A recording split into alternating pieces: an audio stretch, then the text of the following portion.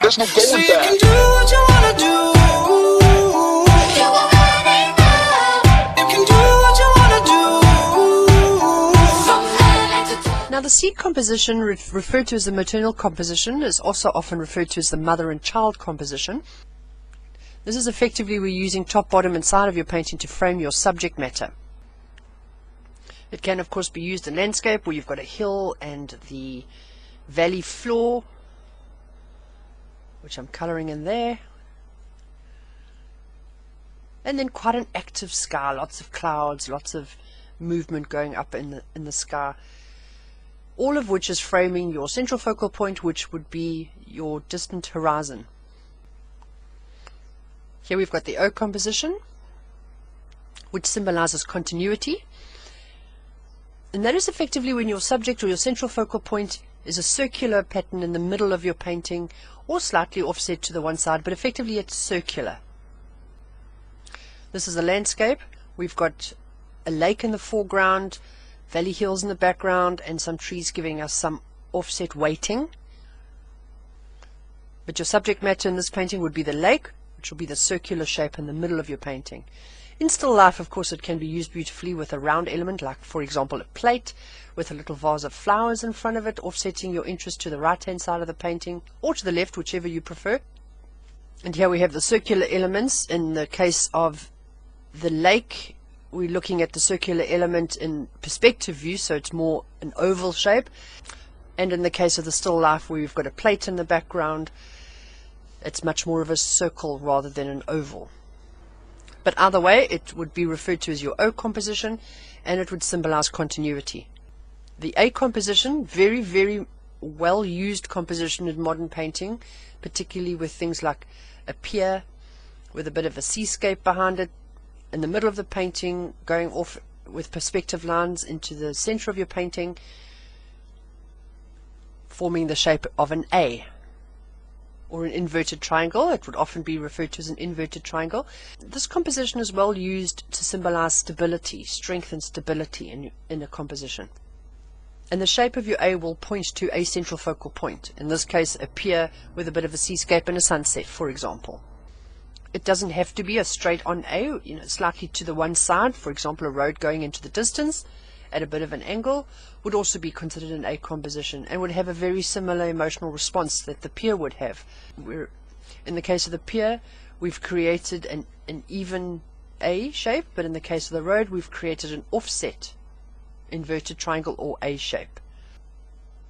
We could put a tree in the foreground there, which would give us some interest and some weighting on the left hand side, and will become part of your central focal point as well. Now, this cross composition, also very commonly used in Old Masters classical painting. It often uses the sentinel, where you have a single element like a tree on a horizon line. In this case, I'm drawing a little boat on the sea. It contains a single strong vertical element and a single strong horizontal element, forming a cross. The cross does not have to be in the middle of your painting. It can be offset to the side. Here we have a sentinel example where we've got a single element of the tree standing in an empty landscape, forming the cross. Now, the reason the cross composition works is because it has usually got a very strong grounding. In the case of the boat, we've got the sea, a very strong horizontal element there. In the case of the sentinel as well, the cross composition works because of the strong land grounding that the tree is on. Now, convergence is just about anything where all your leading lines are leading you out to the center of your convergence. Here I've got a little sunrise with lines radiating outwards, all the lines of which are going to lead you out to the center of your sun. Everything is converging at the sun. Here we've got a train with some train lines. The train's coming towards you. You've got the steam of the steam train creating convergence, and again, all of these lines are going to lead you out to the central focal point. Now, high angle is actually a caution. This happens a lot when you use photographs as reference work, particularly for figurative painting or figurative drawing. If you have a model pose for you and you take photographs of him or her, and you're at eye level with your model, you're going to get a slightly downward angle on your model, as opposed to what I'm drawing in the second block here, where you actually are lower than your model, looking up at your model. Now, if this is what you're planning and it's complementary to your composition, it's fine. It's just something that you need to be aware of if it's not what you want. So you need to be aware of how you're taking the photograph. And what I'm drawing here is just, it's not actually a compositional drawing, it's just a little drawing to show you how to be careful of taking your photograph. If you place your model, we're looking at it from the side now. This is you taking the photograph of your model. There your model stands, funny little stick figure model with her hand on her hip. And you're standing facing her with your camera, and you're taking a photograph of her at eye level.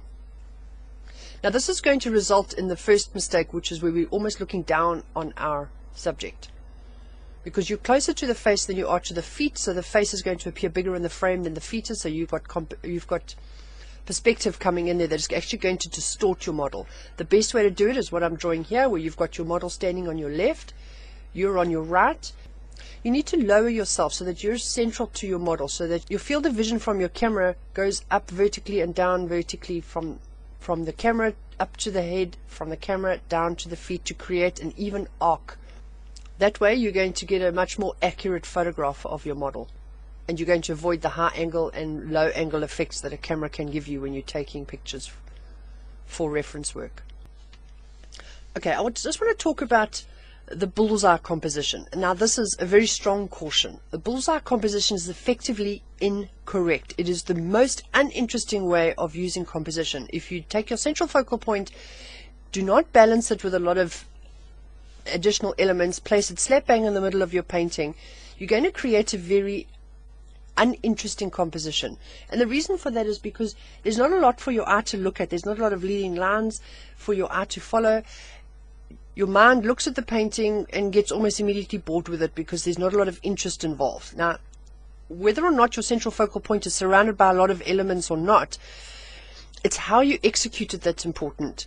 You could, for example, like the drawing that I've done on the right, you could have a central focal point that is nice and strong, but you've got a foreground element on the left of the painting here, which is effectively giving you the left and center of your painting becomes, in its entirety, holds a lot of interest. Only the right side of your painting has little interest, and that is a plus. That is a good thing, because your leading lines in this case are going to be a lot more interesting than your leading lines in the first case, where your empty space around your central focal point, and it doesn't necessarily mean empty space, but space that doesn't hold a lot of interest, is going to actually be a negative. So your bullseye composition refers to a composition where there's a very, very strong central focal point and not a lot of interest around that central focal point to help draw your eye.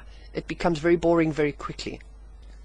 So this here is a bad example of a bullseye composition. The central focal point is slap bang in the middle of the painting, and there's not a lot going on around the bird here to give context and to hold interest. So the way that one would fix a composition like that would be to do what we're doing here, and that is to move the bird to the one side of the painting, enlarge it to fill up that side of the painting, make sure that your central focal point is extremely to the one side, and that the rest of your canvas here that has got no interest is offset, and it's therefore much better balanced. The eye finds this much more pleasing than it does that.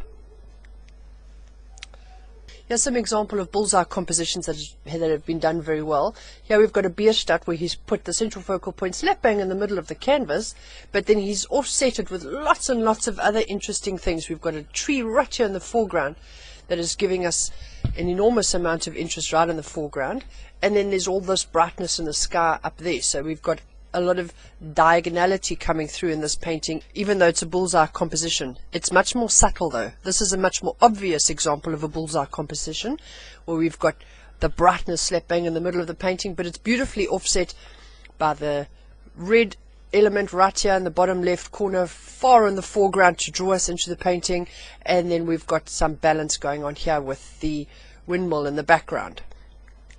So the caution here is, if you're going to use bullseye composition, be very careful how you do it.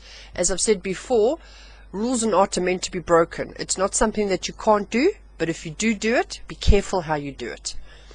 I want to take a look at how some old masters have solved this problem. Here we've got a Kuipels where he's done a painting called The Destruction of the Palace of Armada, and he's got an enormously big bullseye composition going on here. In fact, it's probably more of an O composition. But look how beautifully it's offset with all this action going on here on the bottom two corners. This is a Rubens where he's used a diagonal composition very well. Look at that. It's beautifully diagonalized. He's also given us our central focal point right here on the cross, as we've discussed so many times before, but this entire side of the canvas is filled up with lovely bright central focal point characters. And then he's offset that by giving us not a lot to hold our attention down on the bottom here. The colors are muted, there's a lot going on, and there's a lot that we can look at, but it doesn't hold our attention nearly as well as the top left hand side of this painting does. Of course, my Van Gogh, we've got Starry Starry Night here, where he's used a sentinel composition in the cypress tree. He did this a lot. So there's his sentinel there, but he's also extremely offsetted here. The bottom line is anything goes. As long as you stay away from a bullseye composition with negative space, nothing that holds your attention, and as long as you stay away from leading lines that clash. Artists, we've now come to the end of our talks on compositions. We're going to do a few lessons on perspective, and then we're going to get back to the juicy, meaty stuff, the exciting stuff about art. If you've enjoyed this, please will you like and share, and don't forget to go and subscribe to the YouTube channel, and I will see you tomorrow for the first of our talks of perspective. That's what you want to do.